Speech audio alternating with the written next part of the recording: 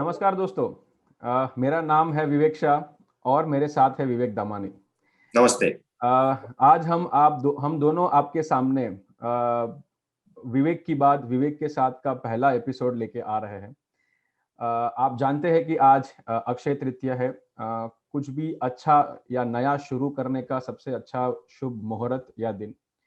और हमने सोचा कि आज से ज्यादा बेहतर दिन क्या हो सकता है, जो हम हमारी छोटी सी शुरुआत एक फाइनेंशियल लिटरेसी और इन्वेस्टर अवेयरनेस के लिए हम जो आज शुरू करने जा रहे हैं। तो विवेक, आज जैसे अक्षय तृतीया है, तो ऑफ कोर्स आप जानते हैं कि लोग काफी गोल्ड में इन्वेस्टमेंट करते हैं आज के दिन। हाँ। तो आज हम इसी पे बात करेंगे कि गोल्ड में इन्वेस्टमेंट कैसे हो सकता है। आपके इन्वेस्टमेंट पोर्टफोलियो में गोल्ड कैसे आप उसको ऐड कर सकते हो।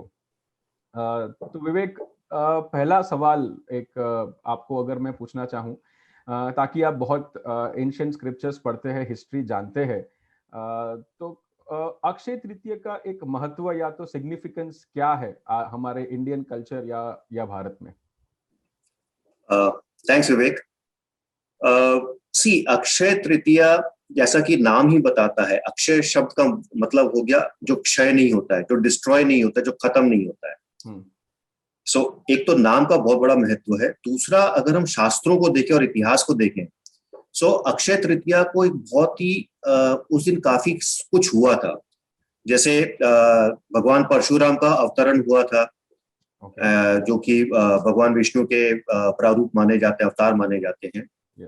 कहते हैं शास्त्रों में ये भी लिखा गया कि इसी दिन गंगा का अवतरण हुआ था। वो धरती पर आई थी।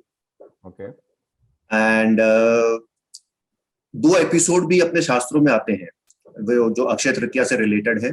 पहला एपिसोड है कि जब पांडवों को वनवास मिला और वो द्रौपदी के साथ वन में थे, ऋषि दुर्वासा आते हैं उनके कुटिया में। एंड वो बोलते हैं मैं अपने शिष्यों के साथ आया हूँ, मैं नहाने जा रहा हूँ, नहा के वापस आऊंगा, एंड देन हमें खाना चाहिए। एंड शायद जहां तक मुझे ध्यान है, उनके साथ उनके 400 शिष्य थे। एक कुटिया वनवास में रहने वाले 400 लोगों का खाना बनाना, this was a difficult task. And Draupadi ने कृष्ण भगवान को गुहार लगाई एंड कृष्ण भगवान ने उनको अक्षय पात्र दिया। तो अक्षय पात्र में ऐसा बोला जाता है कि आप जितना भी खाना उसमें से मांगेंगे आपको मिलेगा, वो कभी क्षय नहीं होगा। सो एक अक्षय का शायद जो एक शब्द आया है या जो नाम आया अक्षय तृतीया का, वो इसी कारण से आया है। दूसरा एपिसोड भी महाभारत मतलब कृष्ण भगवान के टाइम से रिलेटेड है, जहाँ पे उनके परम मित्र सुदामा उनसे मिलने जाते हैं। सुदामा अपनी पत्नी के बोलने पे कृष्ण भगवान से मिलने आते हैं। शायद वो अपनी दशा बताना चाहते हैं लेकिन वो बोल नहीं पाते, लेकिन कृष्ण भगवान उनकी मन की बात समझ के उनको वेल्थ, प्रॉस्पेरिटी ये सब प्रोवाइड करते हैं। एंड इसीलिए बोला जाता है आज के दिन आप जो भी करोगे भगवान का आशीर्वाद है, एंड जो भी आप करोगे वो कभी क्षय नहीं होगा। एंड ये काफी बड़ी एक इंपॉर्टेंस बन जाती है। शायद इसीलिए हम इसी दिन हर अच्छा काम करते हैं, और ऐसा माना भी जाता है कि ये एक अनदेखा मुहूर्त है। अनदेखा मुहूर्त का मतलब हो गया कि आप कोई भी अच्छा काम बिना किसी से पूछे आप इस दिन स्टार्ट कर सकते हैं, आपको कोई मुहूर्त देखने की जरूरत नहीं होती। So it's an auspicious day, and इसीलिए गोल्ड भी बहुत खरीदा जाता है। बहुत ही बढ़िया आपने बताया अपना हिस्टोरिकल इम्पोर्टेंस, और इसलिए हमारे भारतीय शास्त्रों में काफी कुछ साइंटिफिक दौर पे माना गया है। और अक्षय तृतीया का एक महत्व इम्पोर्टेंस उसी वजह से हो सकता है कि आज के दिन फैमिलीज काफी गोल्ड बाई करते हैं, या तो कुछ नया काम शुरू करते हैं या कोई नया एसेट बाई करते हैं। लेकिन विवेक, what is the context of buying gold on Akshaya Tritiya basically? Because आज हम देखते हैं कि अक्षय तृतीया के दिन मैक्सिमम लोग गोल्ड बाई करते हैं। तो गोल्ड बाई करने का पर्पस या तो कंटेक्स्ट क्या है बेसिकली?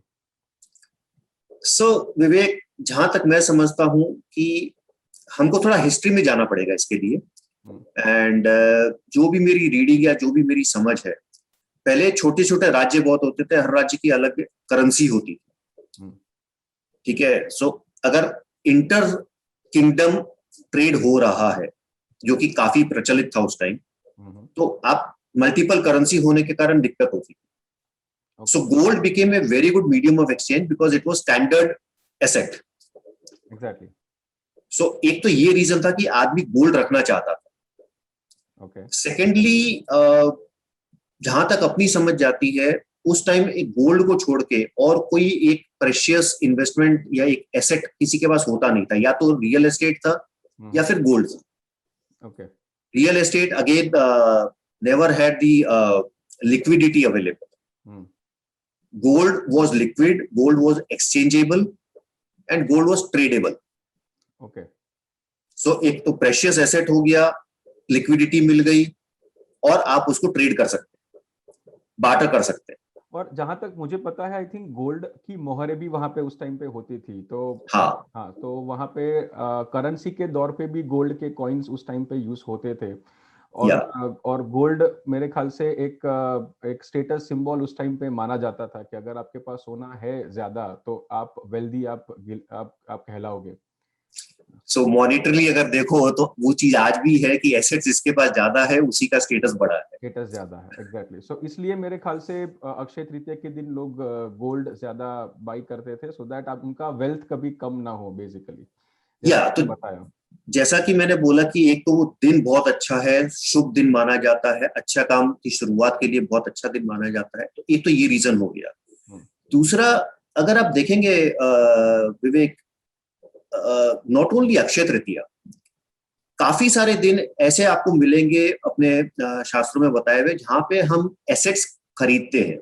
एग्जैक्टली। मतलब हमारे इंडियन शास्त्रों में जैसे बहुत सारे फेस्टिवल्स है, अक्षय तृतीया हो गया, दशहरा हो गया, वसंत पंचमी है, धनतेरस है, तो जो जनरली फैमिलीज लोग सेव करके कहीं पे इन्वेस्ट करते हैं। दशहरे के दिन जनरली लोग कार बाई करते हैं, अस्त्र शस्त्र बाई करते हैं। वसंत पंचमी के दिन बहुत ही शुभ माना जाता है कुछ नया काम करने के लिए। धनतेरस के दिन हम गोल्ड या सिल्वर का बाई करते हैं और धन की पूजा करते हैं हम लोग। तो should we look at them as a means of creating prosperity via wealth creation, all these days which we have in our Indian culture in that case? So if I want to relate traditions and culture with today's time, I would take a view ki, see, asset buying was always promoted in different ways, क्योंकि अगर आपके पास assets नहीं होंगे तो आप survive कैसे करोगे। Exactly. इसको आप दूसरे एंगल से भी देखें। एंशिएंट टाइम के अंदर what was your means of entertainment? Travelling was difficult, travelling was risky, ठीक है। तो आप दिन भर अपना काम करते थे, work was very labour oriented, it was very hard work, labour intensive काम होता था, तो आपके डे टू डे जीवन बहुत ही मुंडेन हुआ करता था। एग्जैक्टली। तो आपको एंटरटेनमेंट के लिए, आपको एक नई स्फूर्ति और नई एनर्जी आपके अंदर आए, उसके लिए फेस्टिवल्स को बहुत अच्छे से प्रमोट किया गया है, या उसकी उपयोगिता बहुत ज्यादा बताई गई, उसकी इंपॉर्टेंस बहुत ज्यादा रखी गई है। बिकॉज फेस्टिवल आते ही आपके अंदर नई स्फूर्ति आती है, आप नया कुछ करना चाहते हैं, आप लोगों से मिलना चाहते हैं, आप मिठाइयां बनाते हैं, आप नए कपड़े खरीदते हैं। So festival was related with energy, festival was related with expenses. Just to balance those expenses, there was also a way provided कि आप इस दिन कुछ buy करें, कुछ asset buy करें। Exactly. It can be gold, it can be real estate, it can be any other thing. And घूम फिर के asset के अंदर पहले एक gold ही आता था, so it was always important कि आप gold buy करें। ठीक है, दशहरा में भी हम assets buy करते थे, maybe it was different assets, लेकिन metal था, शस्त्र होते थे या जो भी होता था, आप metal ही खरीदते थे। धनतेरस के दिन आप माँ लक्ष्मी की पूजा करते हैं, और माँ लक्ष्मी तो रिसोर्सेज है, वेल्थ की देवी है, तो आप उस दिन भी बाय करते हैं as a respect towards her. So इन चीजों को बनाया गया था, आप उन फेस्टिवल्स को एंजॉय करें, साथ में आपको एक बैलेंस के हिसाब से आप सिर्फ खर्चा ना करें, आपको एक नसीहत ये भी दी गई थी कि आप एसेट्स को बाय करें। ओके। ठीक है। And possibly I would say gold को आज की डेट में हमको ये समझना चाहिए it is a representation of assets. Okay, पहले गोल्ड हुआ करता था और कोई एसेट्स नहीं था, आज हमारे पास में इक्विटी है, डेट है, फॉरेन एसेट्स हैं, there are so many different instruments where we can invest. So it is not only gold but any asset that you buy. Exactly, I agree with you, I agree with you. So that's how I would look at it in today's context. और दूसरा एक ये भी है विवेक कि आज के तारीख में हम जैसे कंसेप्ट आ गया है एसआईपी का, तो आई थिंक ये फेस्टिवल्स काफी एक एसआईपी की तरह काम करता था। भाई आप त्योहार साल में तकरीबन समझो 10-12 त्योहार आ गए और हर त्योहार के दिन तुमने कुछ इन्वेस्टमेंट कर लिया तो ऑटोमेटिकली आपका इन्वेस्टमेंट हो जाता था। और आज के तारीख में हम एसआईपी जैसे बोलते हैं, every month you park some amount religiously to create your wealth so that over a period of time आपका एक wealth create हो जाएगा।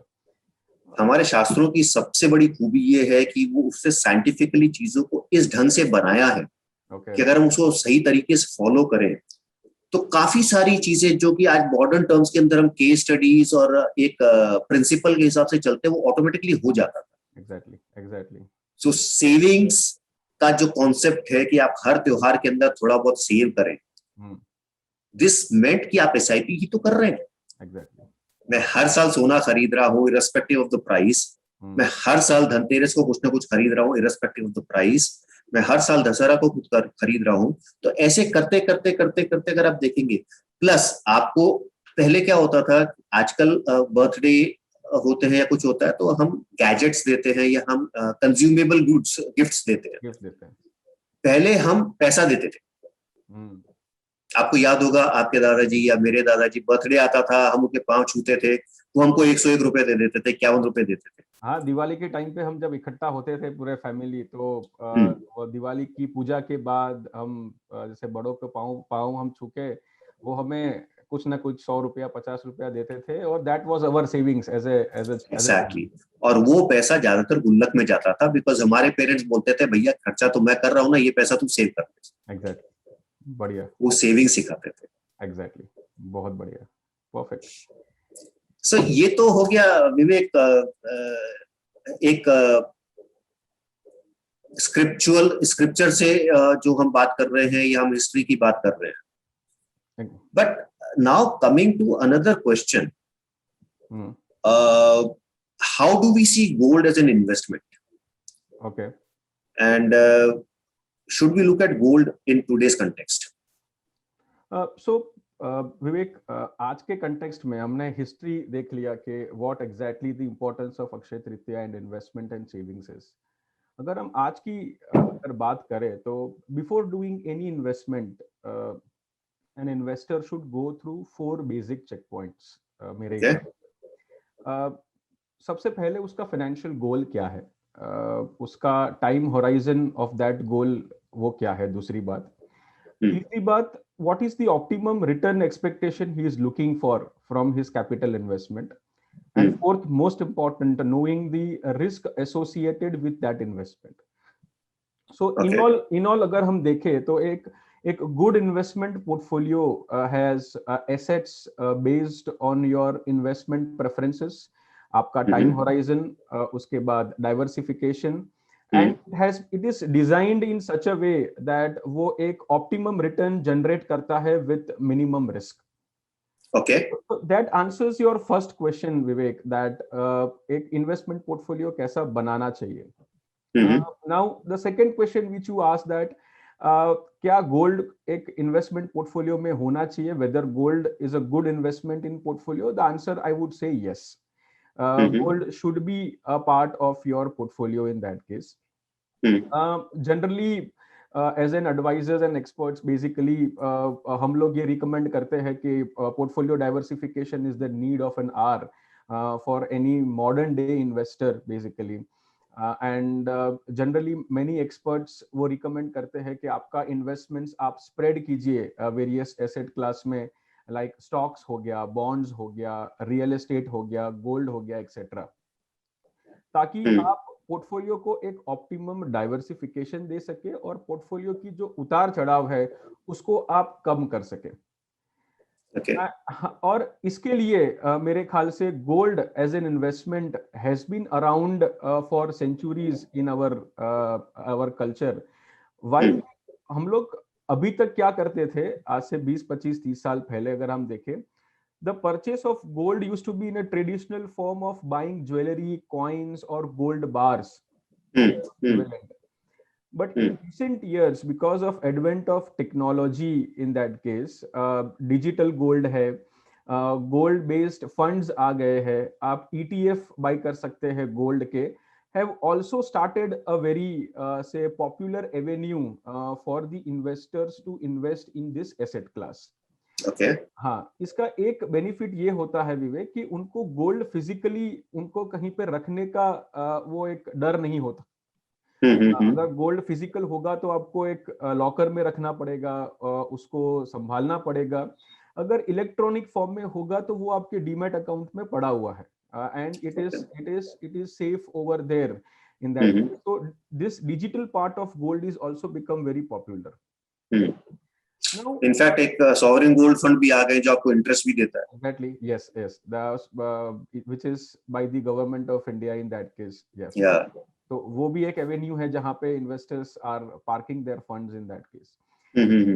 सो गोल्ड ओवरऑल अगर हम देखें has a low correlation with other asset class. Correlation बोले तो अगर बाकी सारे एसेट क्लास नीचे जाते हैं तो गोल्ड ऊपर जाता है, वो हमने हिस्टोरिकली देखा है। तो इसी वजह से जब भी कोई इकोनॉमी में डाउनटर्न आता है या इन्फ्लेशन या महंगाई बढ़ती है, उस टाइम पे गोल्ड हमने देखा है कि वो सेफ होके वो ऊपर रहता है या तो फिर उसकी प्राइसेस ऊपर जाती है।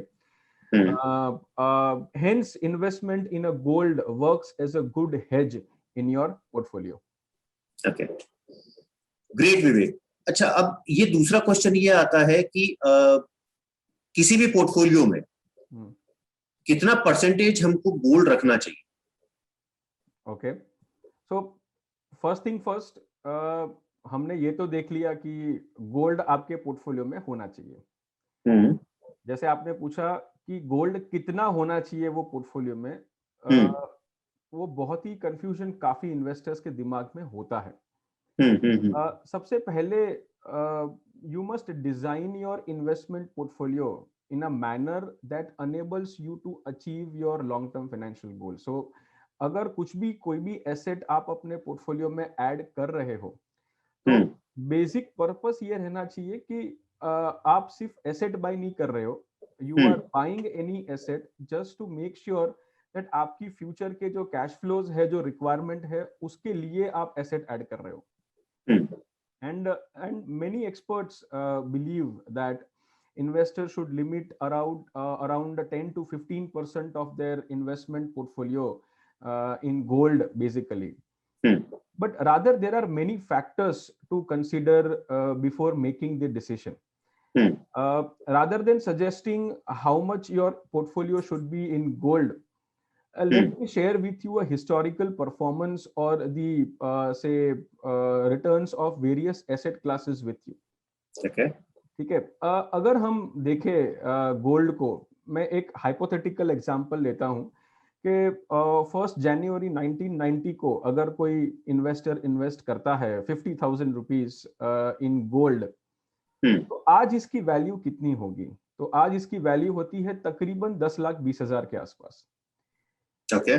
जो तकरीबन रिटर्न देता है अराउंड 10% के आसपास वो रिटर्न निकल के आता है। नाउ वही इन्वेस्टमेंट अगर मैं समझो मैंने इक्विटी में किया होता और सेंसेक्स का अगर हम उसका ले, बिकॉज 1990 में निफ्टी नहीं था, तो हम सेंसेक्स का अगर हम रिटर्न्स लेते हैं कि अगर किसी ने 50,000 रुपीज इन्वेस्ट किया होता तो आज उसका रिटर्न्स कितना होता? Around 31,50,000 rupees. Okay, almost 3 times of the gold basically. Wow. ठीक है, so majority of investors used to park their funds. तो अगर मैंने 50,000 रुपीज पीपीएफ में डाला होता तो आज उसका तकरीबन होता 8,65,000 रुपए। ओके, अराउंड 9.5% रिटर्न, बिकॉज एक टाइम पे पीपीएफ के रेट्स काफी अच्छे हुआ करते थे, 12% से ऊपर। और ये हम प्री टैक्स बात कर रहे हैं। ये मैं प्री टैक्स की बात कर रहा हूँ, इसमें मैंने टैक्सेशन का अभी कोई कैलकुलेशन नहीं बताया है। Okay okay. तो अगर ये हम 4 एसेट क्लास को अगर हम देखें, एक बात बहुत ही क्लियर होके आ रही है Vivek, that gold has not offered returns better than equity, but however because of its low correlation with other asset classes makes it a great hedging in terms of having this in your portfolio. Okay. So now there can be a simple 3 point strategy which we can tell to our viewers that अगर आपको gold आपके portfolio में चाहिए और तो कितना होना चाहिए, so that investor can take a better decision based on that. तो ये मैं कहूंगा कि अगर कोई एग्रेसिव रिस्क प्रोफाइल है, ताकि जो जिन्हें लगता है कि आने वाले समय में इकोनॉमी बहुत अच्छा परफॉर्म करेगा और उनकी खुद की रिस्क टेकिंग कैपेसिटी बहुत ज्यादा है, उतार चढ़ाव को वो आराम से डाइजेस्ट कर सकते हैं, तो उनके पोर्टफोलियो में गोल्ड 5 to 10% अलोकेशन अगर होगा then it would be good. Okay. अगर कोई मॉडरेट रिस्क प्रोफाइल है जो ज्यादा रिस्क लेना नहीं चाहता, बट उन्हें लगता है कि इकोनॉमी परफॉर्म तो करेगा लेकिन मुझे बहुत पोर्टफोलियो में उतार चढ़ाव नहीं चाहिए, तो उनके पोर्टफोलियो में वो 15 से 20% का अगर गोल्ड में एलोकेशन करते हैं तो एक आइडियल उनके लिए रह सकता है। और कुछ इन्वेस्टर्स ऐसे होंगे जिन्हें बिल्कुल रिस्क नहीं लेना है, they are conservative risk profile, जिन्हें अगर पोर्टफोलियो में उतार चढ़ाव ज्यादा होगा तो वो डाइजेस्ट नहीं कर पाते बेसिकली वोलेटिलिटी को, तो उनके लिए 25% से 35% का अगर गोल्ड में एलोकेशन वो करते हैं अलोंग विद आपका इक्विटी, आपका पीपीएफ और आपका बॉन्ड का पोर्टफोलियो, डेट का पोर्टफोलियो जो है, उनके साथ अगर ये 25-30% एलोकेशन होगा तो मेरे ख्याल से वो आइडियल एलोकेशन माना जाएगा। लेकिन एक डिस्क्लेमर मैं देना चाहता हूं, कुछ भी एलोकेशन देने से पहले आप अपने इन्वेस्टमेंट एडवाइजर या उनको एक बार कंसल्ट कर ले, उनसे बातें कर ले और उसके बाद आप एलोकेशन डिसाइड करें और इन्वेस्ट करें, क्योंकि एक मैं थंब रूल बता रहा हूँ, ये एक कस्टमाइज केस नहीं हो सकता, सो एक आपके एडवाइजर को विदाउट फेल कंसल्ट करने के बाद ही कोई डिसीजन ले। तो ये एक विवेक हो सकता है, अगर किसी को इन्वेस्टर को जानना हो कि गोल्ड में कितना इन्वेस्टमेंट हमें करना चाहिए, तो ये एक सिंपल स्ट्रेटेजी हो सकती है, so that they can include their gold in the portfolio. So क्या हम कह सकते हैं कि जैसे आपके पोर्टफोलियो के लिए एडवाइजर जरूरी है, वैसे गोल्ड भी जरूरी है? गोल्ड जरूरी है, हाँ, गोल्ड होना चाहिए, बिकॉज हमने देखा है हिस्टोरिकली विवेक के गोल्ड की मूवमेंट जो होती है वो जनरली 8-9 साल में होती है, जब there is some problem in economy और ग्लोबली कहीं पे कुछ इश्यूज आते हैं, तभी गोल्ड मूवमेंट ऊपर जाता है, बाकी गोल्ड जनरली एक रेंज बाउंड रहता है। बट अगर आपका टाइम होराइजन 10-15 साल 20 साल का है, तो आपके पोर्टफोलियो में गोल्ड एक अच्छा हेजिंग एसेट के दौर पे आपके पोर्टफोलियो में काम कर सकता है। Great great.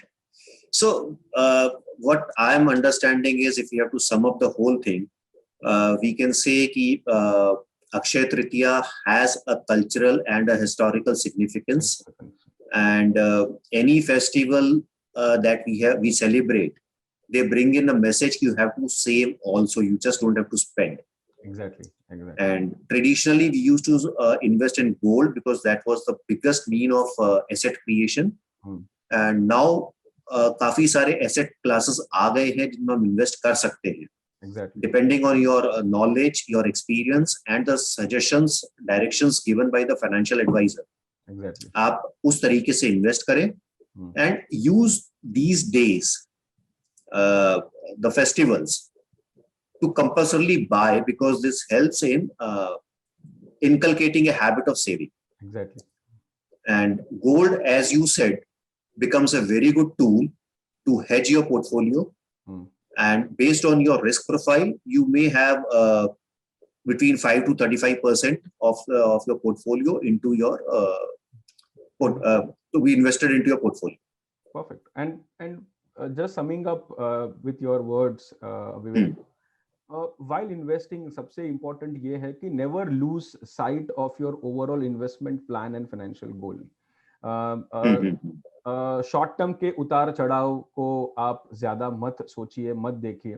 There can be times when gold investment looks more lucrative than equity and vice versa. Market reacts to events and various other factors, Vivek, and hence I think it is important to constantly look at the balance in your portfolio, and make sure that you include all the assets in the investment portfolio to make sure that आपकी उतार चढ़ाव कम हो, risk adjusted return ज्यादा हो. And lastly सबसे ज्यादा important क्या है, और ये मैं कहना चाहूंगा हमारे व्यूअर्स को कि बहुत ही ध्यान से अपने दिमाग में डाल दे. Always remember and most importantly that you are not doing investment just to earn say highest returns, I would say, but to achieve your most cherished financial goals. Returns 1-2% ऊपर नीचे होंगे, उससे आपकी लाइफ को फर्क नहीं पड़ेगा, बट एक चीज हमेशा ध्यान रखना चाहिए कि आप इन्वेस्टमेंट किसके लिए कर रहे हैं, to achieve your future responsibilities and financial goals, और उसी के लिए हम सेविंग्स और इन्वेस्टमेंट करते हैं. So true विवेक. So वो बहुत इंपॉर्टेंट है विवेक. So I hope that जो हमने आज बातें की है हमारे व्यूअर्स को और इन्वेस्टर्स को वो काम आएगा. वो एक बेटर डिसीजन ले पाएंगे whenever they are making their investment portfolio. और ऑफ कोर्स आज के दिन वो अक्षय तृतीया है, तो एक अच्छा डिसीजन लेके गोल्ड उनके पोर्टफोलियो में शामिल करेंगे.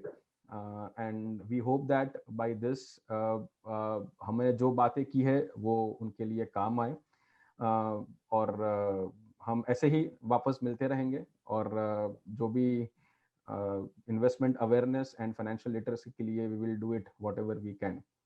सो दैट्स फॉर सो आप लोग बताएं कैसा लगा आपको ये आज का हमारा ये episode. Do comment, do like, do subscribe, and wait for more episodes. Yeah. Thank you. Thank you. Thanks. Bye.